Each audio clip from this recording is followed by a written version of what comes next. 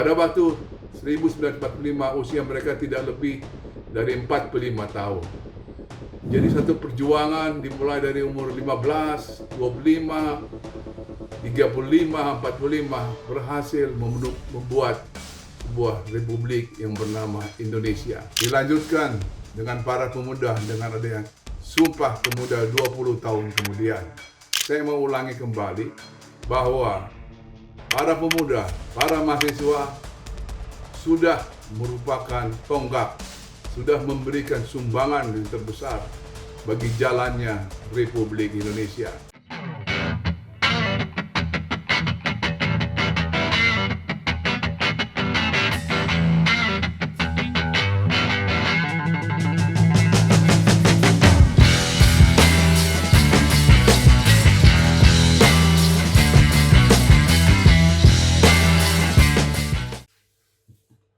Hai Logiskers, selamat bertemu kembali.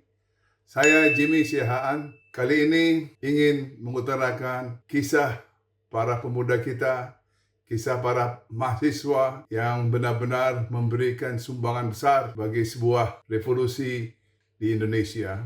Kita pertama dalam rangka Hari Sumpah Pemuda tanggal 28 Oktober 2025, tepat 97 tahun kita merayakannya dan mencoba untuk merenungkan apa yang terjadi 90 tahun Sumpah Pemuda yang luar biasa. Dengar latar belakang sebelumnya, pertama adanya politik etis yang dilakukan oleh Belanda pada tahun 1901 yang memberikan satu arahan tentang satu pendidikan, perlunya pendidikan bagi kaum pribumi. Demikian juga dengan adanya sokongan dari para pelopor di Belanda melalui aktivis Belanda dan demikian juga dengan jurnalis Belanda, koran De Lokomotief, berhasil dilaksanakan ide tentang political ethics. Hal ini yang membangkitkan kita mengecap dunia pendidikan. Karena itu tahun 1908 kita mengenal adanya gerakan Budi Utomo yang merupakan kebangkitan pertama yang dilakukan oleh mahasiswa kedokteran. Dilanjutkan dengan para pemuda dengan adanya Sumpah Pemuda 20 tahun kemudian. Dan kemudian 17 tahun kemudian kita merayakan Hari Kemerdekaan, yaitu 17 Agustus 1945. Periode 37 tahun ini sungguh-sungguh merupakan satu periode revolusi yang memberikan pikiran, tenaga, organisasi, partai. Demikian terjadi pergulatan di antara para pemimpin kita pada waktu itu. Dan kita tahu pemikiran ini dihasilkan dari pendidikan, kita tahu dari pengalaman, bahkan ada didirikannya tahun 1908 tentang Perhimpunan Indonesia. Dan ini merupakan sebuah sumbangan daripada para mahasiswa, daripada para pemuda yang memang membuka tabir bagi kebangkitan Indonesia. Demikian juga bagi Sumpah Indonesia yang memberikan satu bahasa, yang memberikan satu bangsa dan satu tanah air. Dan ini bukan satu ide yang biasa, ini adalah extraordinary dari kaum intelektual, dan ini adalah sebuah pergulatan yang sangat cerdas bagi kaum cendekiawan, khususnya pemuda dan mahasiswa. Kita lihat perjalanan ini menghasilkan kemerdekaan. Perjuangan mereka adalah lebih dari 3 dekade untuk kita mendapatkan kemerdekaan. Melalui buku-buku, melalui pikiran, dan banyak buku-buku yang menunjang terjadinya kemerdekaan dan mempengaruhi para aktivis pada saat itu. Dan itu dilakukan oleh Tan Malaka, dilakukan oleh Soekarno, dilakukan oleh Muhammad Hatta, dilakukan oleh banyak para pemuda pada saat itu. Usia mereka tidak lebih daripada 25 tahun.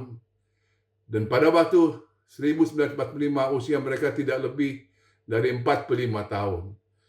Jadi satu perjuangan dimulai dari umur 15, 25, 35, 45 berhasil membuat sebuah republik yang bernama Indonesia. Dan kita tahu bahwa ini bukan pekerjaan yang mudah. Dan ini adalah pekerjaan yang luar biasa dan penuh dengan hati nurani. Peranan kaum muda ternyata memberikan ide, memberikan sumbangsi yang besar.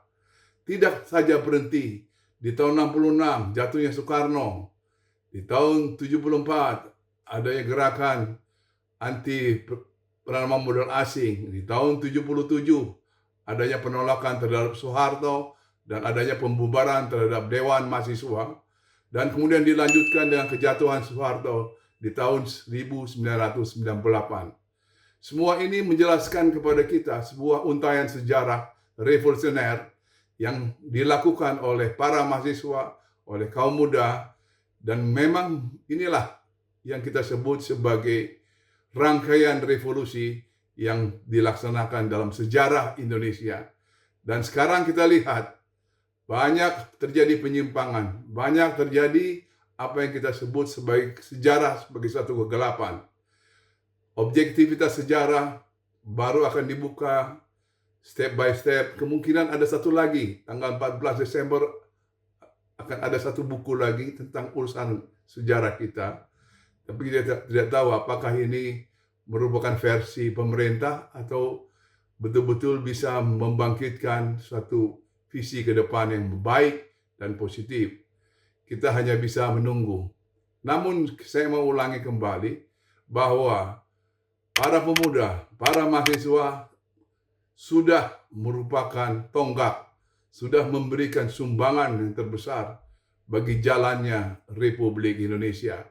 Dan ini tidak bisa dipungkiri oleh siapapun oleh para penguasa. Dan kita lihat bahwa ini akan berlanjut sebuah revolusi baru di kemudian hari, dan itu adalah tanggung jawab para pemuda yang memang sangat berusia muda ketika itu. Dan saya rasa kita memiliki usia yang sangat potensial dan orang-orang yang sangat bertanggung jawab kepada rakyat dan seluruhnya. Demikian pandangan saya tentang jalannya revolusi oleh kaum muda, jalannya revolusi oleh para mahasiswa. Dan ini merupakan satu, katakanlah, tonggak, satu wasiat yang diturunkan kepada the next generation. Terima kasih, sampai bertemu kembali.